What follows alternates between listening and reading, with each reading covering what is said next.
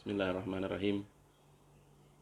Al-Fatihah ila hadrati Sayyidina wa Habibina wa Syafi'ana Rasulillah Muhammad ibn Abdullah sallallahu alaihi wasallam wa ala alihi wa sahbihi wa man walah wa ila arwahil a'immatil mujtahidin wal ulama al-amilin wa sufiyatil muhaqqiqin wa ahli dzikri wat tauhid wa masyayikh hadhihi al-ummah bi anna Allah yaghfir lahum wa yarhamhum wa yu'li darajatihim fil jannah wa yanfa'una bi asrarihim wa anwarihim wa ulumihim wa nafahatihim fid din wad dunya wal akhirah.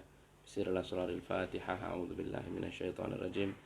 Bismillahirrahmanirrahim. Alhamdulillahirabbil alamin arrahmanir rahim maliki yaumiddin. Iyyaka na'budu wa iyyaka nasta'in ihdinas siratal mustaqim siratal ladzina an'amta 'alaihim ghairil maghdubi 'alaihim waladdallin. Amin. Bismillahirrahmanirrahim. Alhamdulillahirabbil alamin.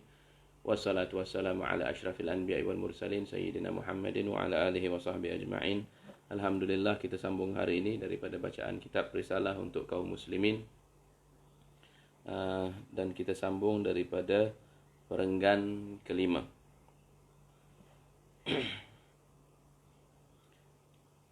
Seperti juga dalam ilmu peperangan, kau harus mengenali siapakah dia seterumu itu, di manakah letaknya kekuatan dan kelemahan tenaganya, dan apakah helah dan tipu muslihatnya bagi mengalahkanmu.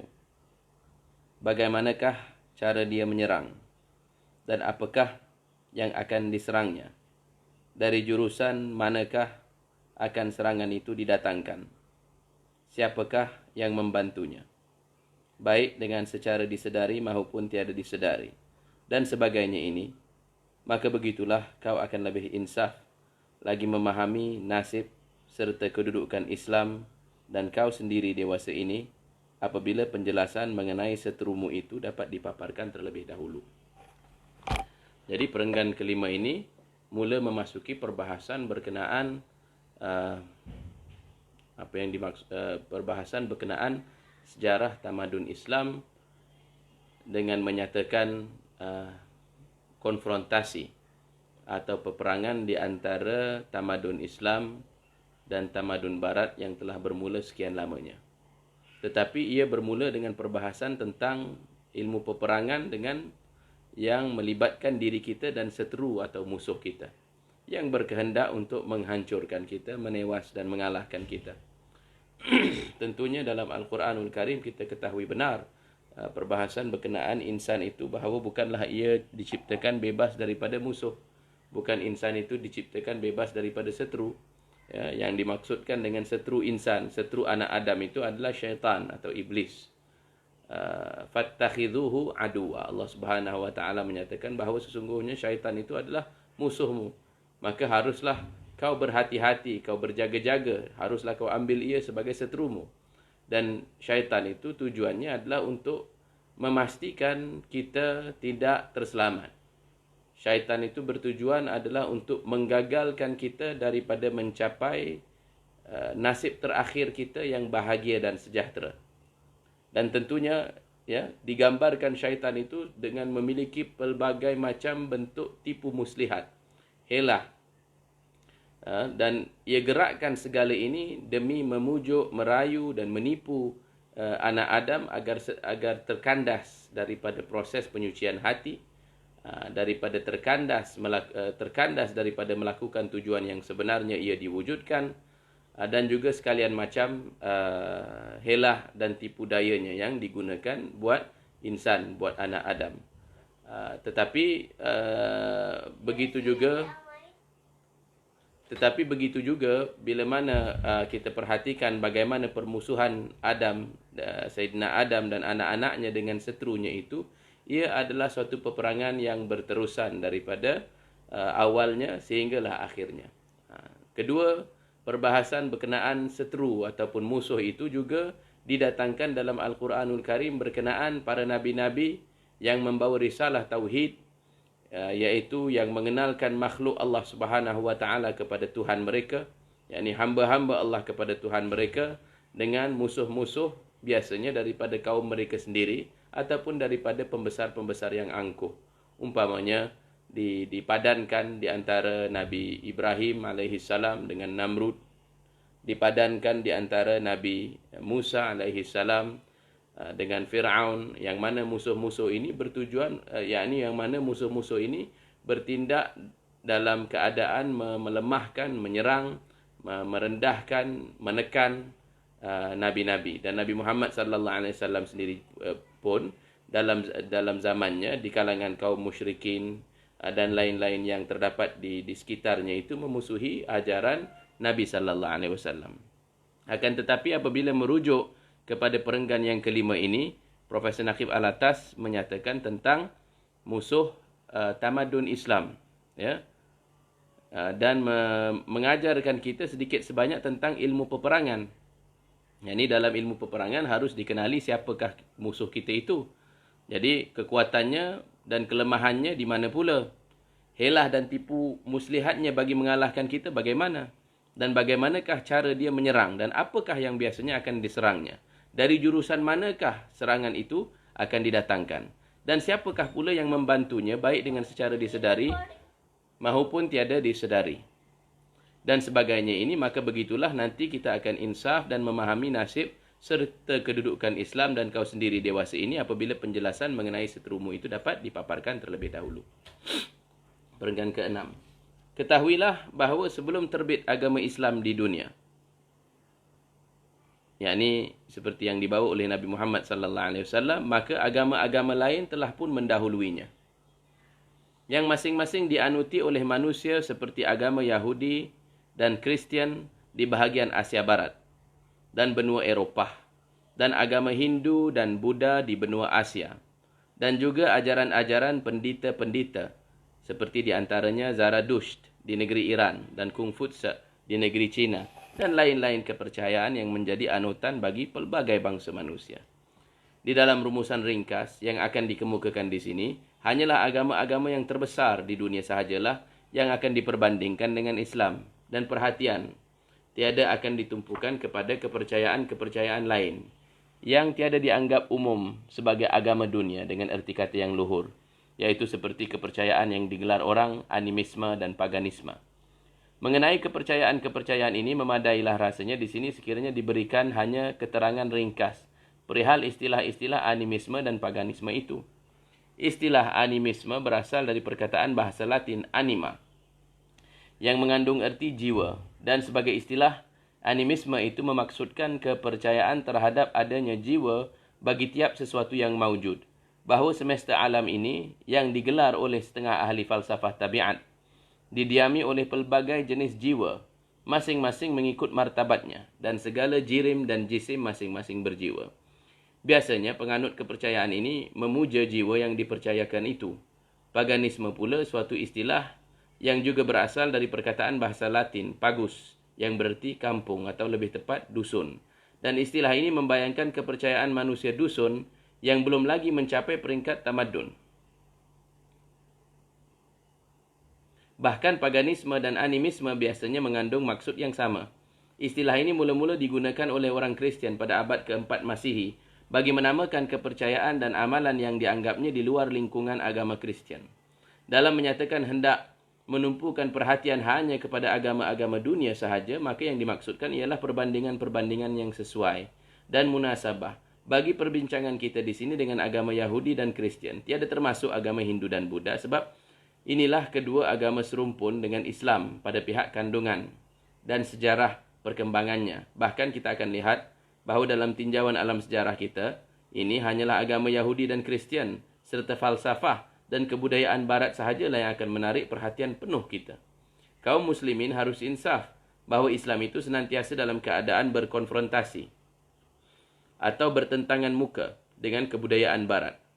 Dan bagi menjelaskan kenyataan ini, patutlah rasanya dihuraikan di sini sebab-sebab asasi yang mewujudkan konfrontasi itu dan dirumuskan pula apakah sifat-sifat asasi kebudayaan barat yang kita hadapi itu. Sebelum terbitnya Islam, maka tentulah tiada syak lagi bagi kita bahawa penganjur-penganjur agama Kristian, agama yang merupakan suatu unsur penting bagi kebudayaan barat, telah lama menyedari akan peranannya di dunia, iaitu bahawa agama itulah sahaja yang mempunyai sifat-sifat dan bawaan yang mereka anggap dapat memberi hidayat serta panduan hidup bagi seluruh manusia. Berikutlah dari tanggapan ini, kesedaran bahawa agama Kristian itulah saja satu-satunya agama dewasa itu yang berkemungkinan dapat mencapai kekuasaan dunia. Apakah bukti-bukti yang boleh dikemukakan bagi menyatakan sahnya tanggapan demikian? Bukti yang utama ialah bahawa agama-agama lain dewasa itu tiada mewarisi bakat yang istimewa serta nasib duniawi yang gemilang seperti yang dibakati oleh agama Kristian. Agama-agama Farsi kuno, Hindu dan Buddha tiada mengandung sifat daya menyebarkan dirinya masing-masing, iaitu sifat tabligh dan dakwah, kerana tiada mengandung ajaran-ajaran dan akidah-akidah yang menganjurkan dakwah dan memberi makna baginya seperti ajaran dan akidah perihal akhirat dan hari pembangkitan dan hari pembalasan, iaitu akhirah dan yaumul akhir dan yaumul ba'ath dan yaumuddin dan akidah-akidah lain yang bersangkut paut dengan perkara-perkara itu. Sedangkan agama Yahudi pula tiada menganjurkan penyebaran ajaran dan akidahnya kepada bangsa-bangsa lain yang bukan terdiri dari golongan Bani Israel. Hanya dengan demikian, maka agama-agama lain daripada agama Kristian itu semuanya telah menyekat ajaran dan akidahnya masing-masing bagi pihaknya sahaja. Dan kenyataan sejarah pun memang mengesahkan pendapat tersebut. Bukankah sungguh benar kita lihat bahawa agama-agama Farsi kuno, Hindu dan Buddha dan juga agama atau cara hidup serta falsafah Cina memang tiada keluar merebak dari batasan gelanggang benua Asia. Seolah-olah sifat ajaran dan akidahnya semua itu hanya membayangkan sifat kebangsaan dan bawaan orang-orang Farsi dan India dan Cina dan keturunan-keturunan masing-masing. Dan begitu jugalah halnya dengan agama Yahudi yang tiada tersebar ke manapun melainkan dalam lingkungan segelintir golongan manusia yang merupakan bangsa yang kecil bilangannya berbanding dengan yang lain. Kenyataan yang demikian ini patutlah menjelaskan bagi kita bahawa agama Kristian yang mengidami sangat kedaulatan duniawi tiada akan lengah memandang bahawa dalam dirinya lah sahaja terpendam bakat bagi mendakwah dan menyebarkan ajaran akidahnya kepada semua bangsa manusia, dan dialah sahaja yang akan dapat mungkin merajalelai dunia dengan kepercayaannya. Sesungguhnya menurut firman Allah Subhanahu wa taala di dalam kitab suci Al-Quranul Karim bahawa Nabi Isa alaihi salam itu justru tiada lain dan lebih daripada rasulnya yang diutuskan hanya kepada Bani Israel sahaja, wa rasulan ila Bani Israel, dan melantiknya sebagai rasul kepada Bani Israel. Akan tetapi agama Kristian yang berkembang kemudiannya telah sedari awal mulanya membukakan pintunya dan menyebarkan ajarannya kepada orang-orang yang bukan daripada golongan Bani Israel, iaitu kepada orang-orang Eropah Barat dan Timur, Arab dan lain-lain lagi di Asia Barat dan Afrika Utara. Kita harus insaf tahu bahawa agama Kristian yang selama ini kita fikir kelirukan sebagai agama yang ditanzilkan oleh Allah Subhanahu wa taala itu sesungguhnya bukanlah agama yang semata-mata berdasarkan kepada tanzil.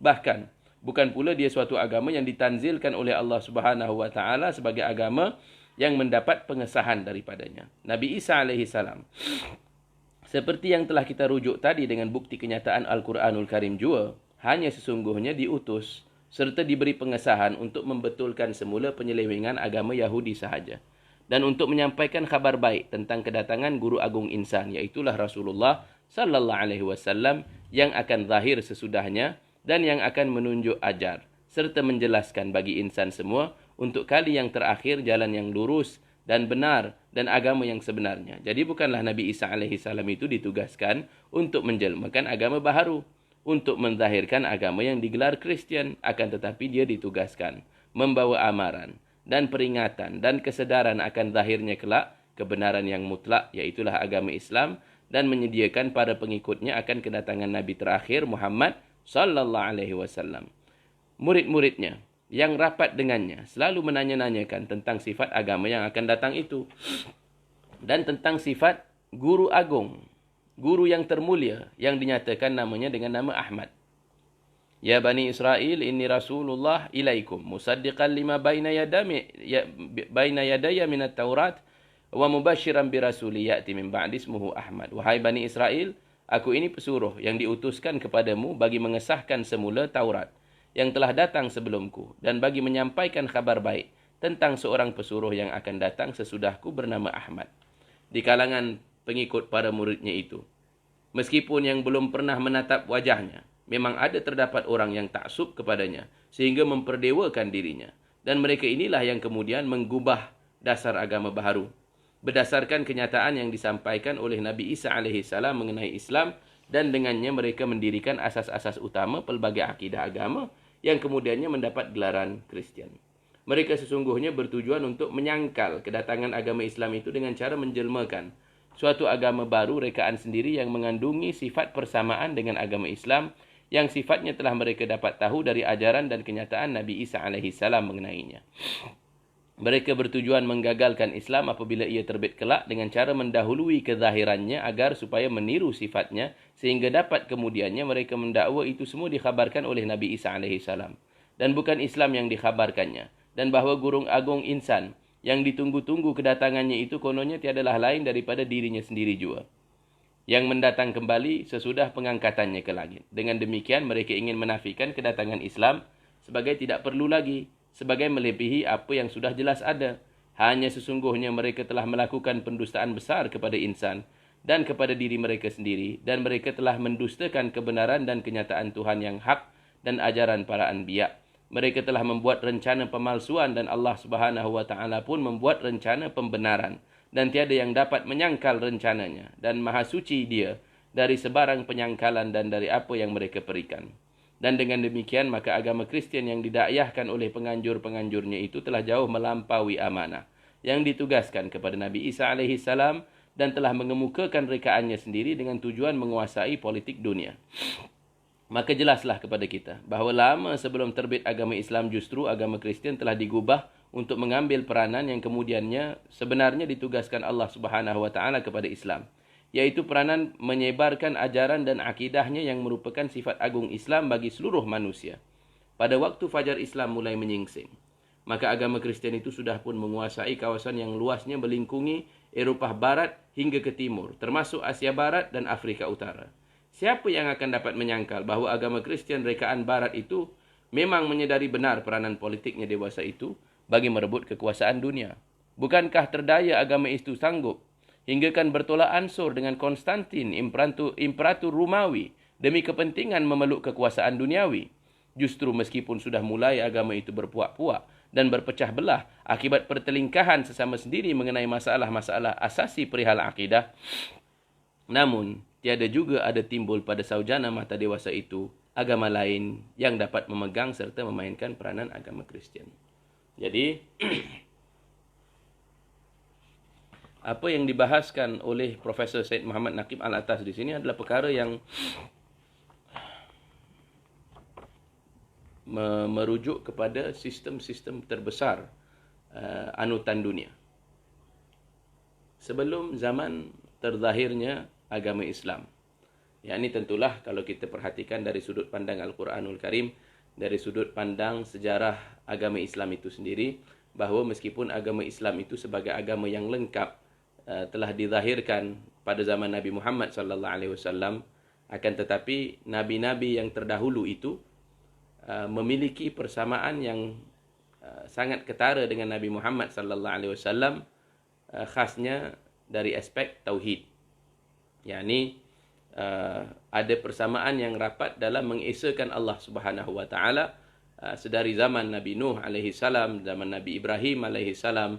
Masing-masing nabi yang membawa risalah itu semuanya membawa kepada keesaan Allah Subhanahu wa taala, dan Nabi Muhammad sallallahu alaihi wasallam itu adalah bahagian daripada rantaian nabi-nabi tadi, dan dialah yang merupakan khatim kepada semua nabi itu alaihi wassalam. Akan tetapi sekiranya kita perhatikan dari sudut sejarah juga, di antara satu zaman Nabi dengan Nabi yang lain itu boleh jadi terdapatnya beberapa fahaman lain yang mula berkembang. Boleh jadi ada beberapa agama-agama, ajaran-ajaran lain yang boleh berkembang dengan bawaan mereka sendiri, dengan pegangan dan fahaman mereka sendiri. Dan di sini Profesor Naqib Al-Atas menyatakan akan beberapa agama-agama itu yang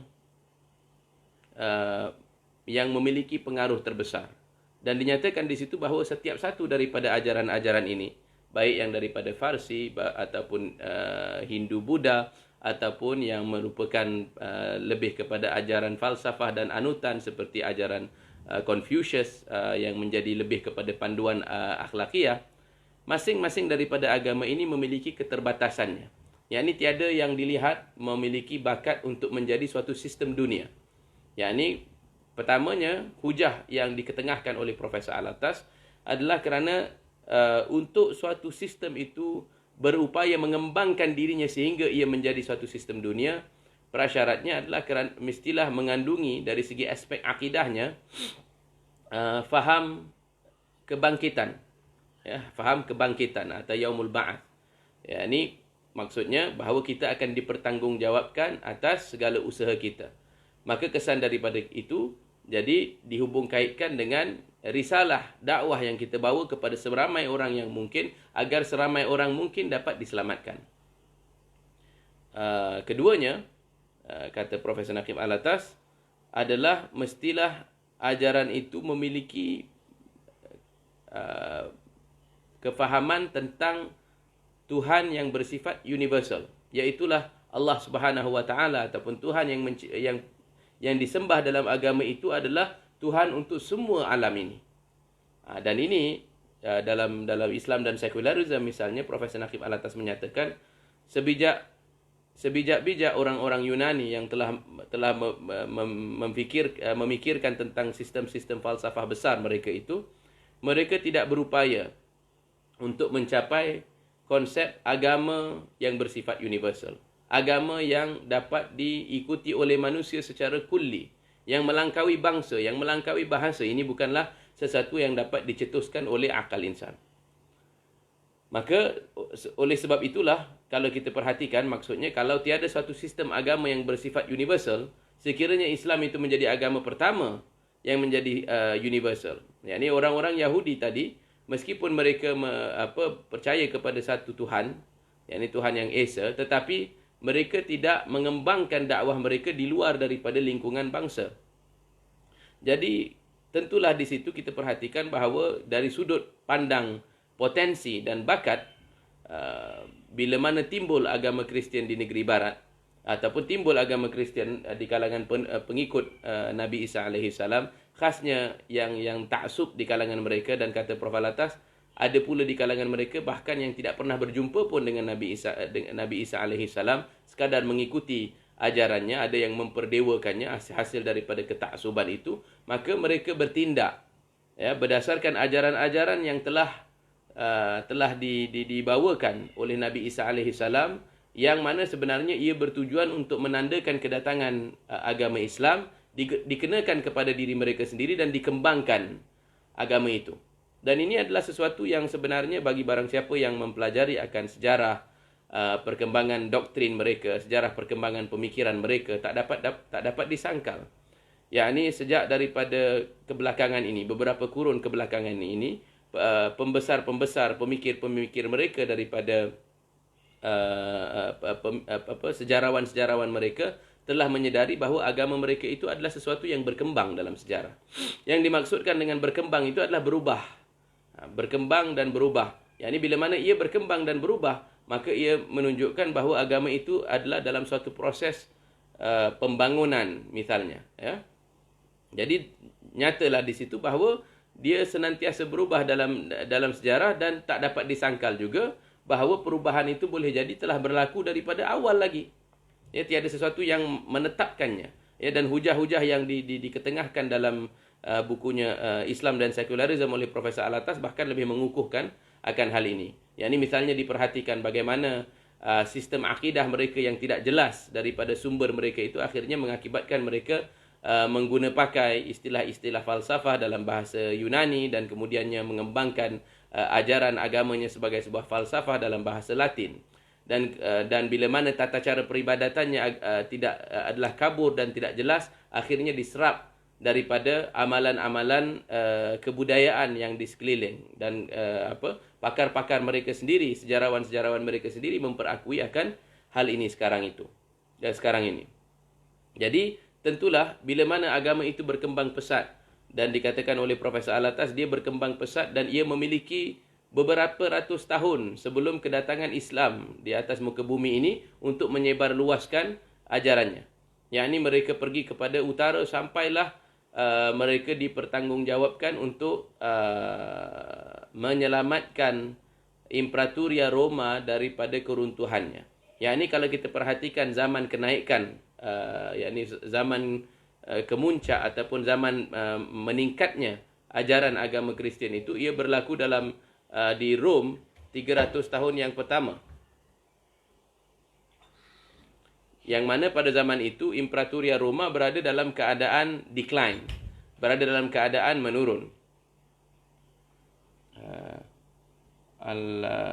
Afu ya. Sekejap nanti saya akan sambungkan dalam sebentar.